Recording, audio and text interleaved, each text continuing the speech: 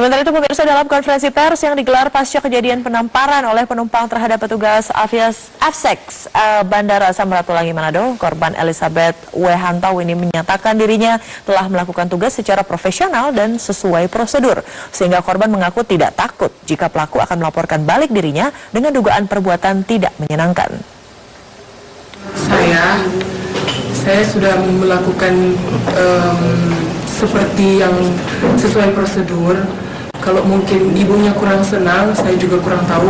Tapi saya bisa pastikan bahwa sikap saya waktu itu sangat-sangat profesional, memperlakukan selayaknya penumpang. Saya tidak menganggap dia penumpang ini dengan status sosialnya. Yang pasti semua penumpang berhak kami periksa. Ibu itu ngomong apa? Katanya saya berlaku tidak sopan, saya sama teman saya berlaku tidak sopan. Tapi saya bisa pastikan saya berlaku profesional.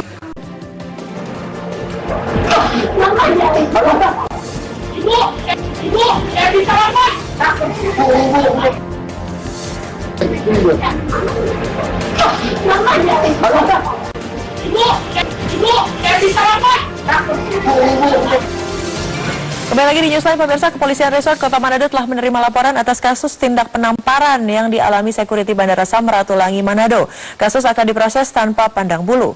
Di mana hari Rabu pagi, korban penamparan telah melaporkan kasus yang menimpa dirinya ke Polsek Bandara. Saat ini kasus diambil alih oleh Polresta Manado. Kapolresta Manado, Kombes Pol Hisar Sialagan, menyatakan polisi telah meminta keterangan dari korban. Meski kasus diduga dilakukan oleh istri seorang jenderal yang bertugas di Mabes Polri, namun polisi tetap melanjutkan proses penyelidikan kasus ini. Dan kami telah menerima 2 laporan polisi dari petugas bandara, dari Aviation Security, AFSEX, dan kita sudah periksa juga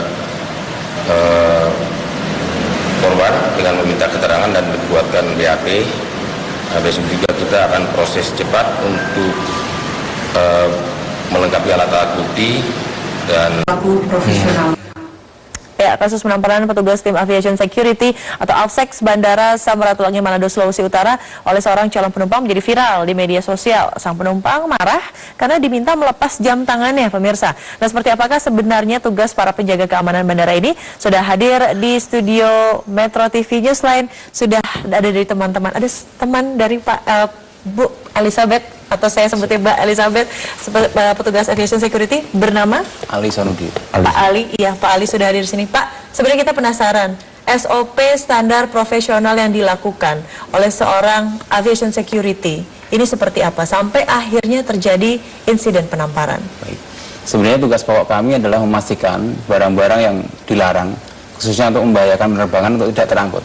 Jadi di dalam itu kita mempunyai upaya-upaya, yaitu memang melakukan pemeriksaan di SCP 1 maupun SCP 2. Jadi mungkin seperti yang terjadi di Manado ini adalah ketika penumpang kita dari pada saat SCP 1 itu sudah dilakukan ada namanya signboard atau arahan untuk penumpang melepas ikat pinggang, jam tangan, dan semua yang berunsur logam harus dilakukan pemeriksaan oleh. Dan itu dipasang besar-besar, seluruh calon penumpang tentunya akan bisa melihat itu. Kemudian juga di samping itu kita juga ada announcement rekaman yang sudah kita pasang di situ. Cuma kasus yang di Manado ini ketika sudah melalui WTMD atau walkthrough, ketika penumpang masih dalam WTMD kita masih berbunyi, itu seharusnya memang harus dilakukan double back. Sensornya begitu ya? Iya, jadi bawaan detektor ini masih berbunyi, jadi penumpang harus kami lakukan untuk double back, artinya harus dilakukan pemeriksaan ulang. Dan dalam hal ini mungkin dilihat masih ada jam tangan, jadi kita tetap harus mengarahkan untuk dilakukan pemeriksaan, seperti itu. Oke, seperti kita ketahui semua bahwa jam tangan itu mungkin terlihat bahannya logam begitu. Ketika kejadian seperti yang terjadi di Manado, beliau berkeberatan untuk melepas, apa yang idealnya Anda lakukan sebagai petugas? Kami tetap mengarahkan dengan baik, dengan sopan tentunya. Tapi mungkin tentang setiap orang kan mempunyai karakter yang berbeda-beda, jadi tetap kita harus lakukan SOP, Pak. Oke, tapi tetap itu. Selama ini pernah ada kejadian serupa, Mas?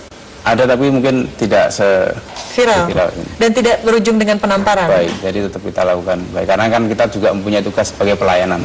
Apapun itu penumpang adalah customer kami yang harus kita layani dengan baik.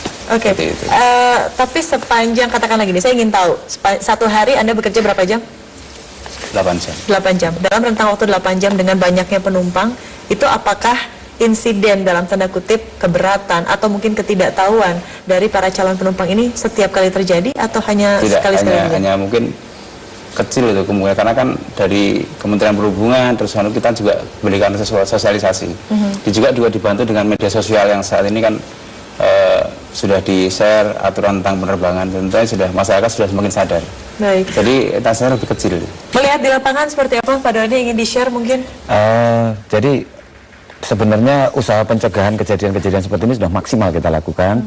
Jadi petunjuk-petunjuk untuk melalui tempat pemeriksaan ini secara audio sudah kita siapkan, secara video sudah kita siapkan, kemudian secara... Dan itu di titik-titik yang memang para calon penumpang ini sudah akan melihat? Itu sudah kita tentukan, ya terlihat, kemudian terdengar dan lain sebagainya, itu sudah kita tetapkan di seluruh tempat pemeriksaan. Tapi kan memang banyak, ada persentase sedikit penumpang yang masih tidak mengindahkan.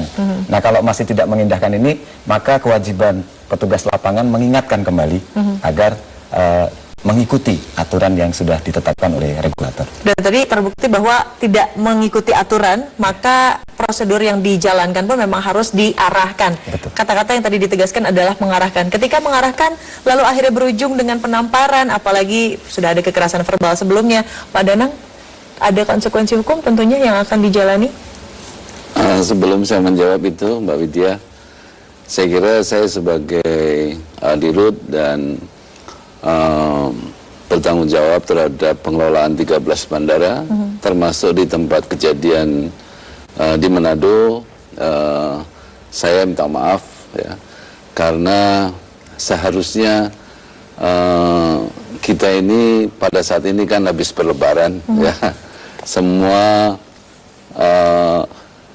arus balik sudah kita laksanakan, semua berjalan seperti yang kita harapkan, dan tentunya kami merasa senang karena tidak ada kejadian berarti pada puncak arus mudik yang mesti dilakukan oleh kawan-kawan di lapangan untuk melayani saudara-saudara kita yang kan Ribuan mudik ke kampung halamannya. dan balik. Jadi sekali lagi kami mohon maaf, seharusnya ini memang tidak terjadi, tapi apapun alasannya, barangkali kami sebagai manajemen juga introspeksi ya, kami akan meningkatkan kualitas pelayanan ya, maupun hospitality dari rekan-rekan kami yang di lapangan. Kalau kita melihat fakta yang ada di dalam viral ya, kita ketahui bersama bahwa sebenarnya ada ekstra effort yang dilakukan oleh anak yang bersangkutan. Malah si anak kecil ini kan tidak berbohong. Betul. Dan tidak bisa dikontrol. Itu dikonfirmasi bahwa yang menahan, yang menampar itu adalah anak dari si ibu itu ya? Si ibu dari anak yang menahan itu. Jadi mungkin barangkali tadi kalau kita lihat dari fakta bahwa ada ketidakstabilan ya dari yang bersangkutan ya, terhadap apa yang dilakukan oleh petugas kami di lapangan ya. Kalau Mbak Widya tahu ya, saya aja lupa Mbak, sebenarnya pemeriksaan di bandara sejak kita naik pesawat awal dulu waktu kita masih kecil ya, itu kan semuanya memang harus diperiksa. Betul. Jadi ini bukan hal yang baru. Sekali lagi atas nama keamanan. Iya, bukan, artinya kalau melalui jasa penerbangan atau angkutan udara, itu di bandara pasti diperiksa. Ya. Dan saya udah lupa itu, kapan mulai ada pemeriksaan di bandara. Sepertinya sudah menjadi pakem begitu ya. Artinya ini, artinya udah nggak bisa nggak bisa kita itu menolak gitu. Karena tadi seusia saya itu lupa pada saat pertama kali saya masuk bandara, itu kayaknya ya sudah diperiksa. Dan dari dulu begitu-begitu aja ya Pak ya, sama? Dan dari dulu begitu-begitu saja. Mungkin kita harus husnuzon ini pertama kali naik pesawat. Mungkin kan ada juga orang yang belum tahu Bapak dari kecil mungkin udah naik pesawat Pak Danang ya kan. Tapi kemarin saya ingin ke Pak Doni. Pak, ini Anda kan sebagai Head of Security. Itu kan tadi dikonfirmasi juga dari Kementerian Perhubungan bahwa ada pelatihan cara berkomunikasi, pelatihan cara untuk bagaimana menghandle orang ketika katakanlah emosi. Bahkan ada informasi masuk ke redaksi kami ada sedikit gangguan psikologis begitu yang sedang dialami. Itu pelatihannya seperti apa? Apakah di-refresh setiap 3 bulan sekali, 6 bulan sekali, atau seperti apa Pak Doni? Ya, jadi dari program direktur kami, direktur operasi, kami membuat suatu gerakan yang namanya gugus kendali mutu. Dari sini kita membongkar skill teman-teman itu tidak hanya sebagai pengamanan, tapi juga sebagai pelayanan. Nah ini kita meningkatkan soft skill mereka, bagaimana cara mereka berkomunikasi, tatapan wajah, kemudian cara berdialog yang benar, sampai cara penanganan pun ada yang bersinggungan dengan penumpang, maka tidak boleh dia yang menyelesaikan, harus ada pihak kedua supaya mereda. Pihak kedua ini dari teman sendiri, mengambil alih supaya menurunkan tensi kemarahan. Kemarin kejadiannya kan ribut dengan yang pertama, pihak kedua baru turun sudah langsung kepukul gitu. Nah ini sebenarnya sudah kita tetapkan di dalam pakem SOP bahwa mengurangi tensi benturan, maka ketika ada keributan akan ada pihak kedua yang masuk. Yang akan membantu. Iya. Kemudian apabila tensi ini naik kembali, maka ada pimpinannya dia yang namanya squad leader yang akan mengambil alih. Untuk supaya tidak terjadi benturan. Saya ingin lebih lanjut lagi yang tiap hari ya ketemu sama penumpang dengan berbagai permasalahan, persoalan. Anda tentunya diharuskan untuk tetap sabar. Kata-kata yang ditekankan adalah selain bertugas sebagai pengamanan, tapi juga pelayanan. Bentuk pelayanan apa yang menurut Anda paling ideal sebetulnya yang juga harus dikomunikasikan dengan para calon penumpang supaya enak dua-duanya?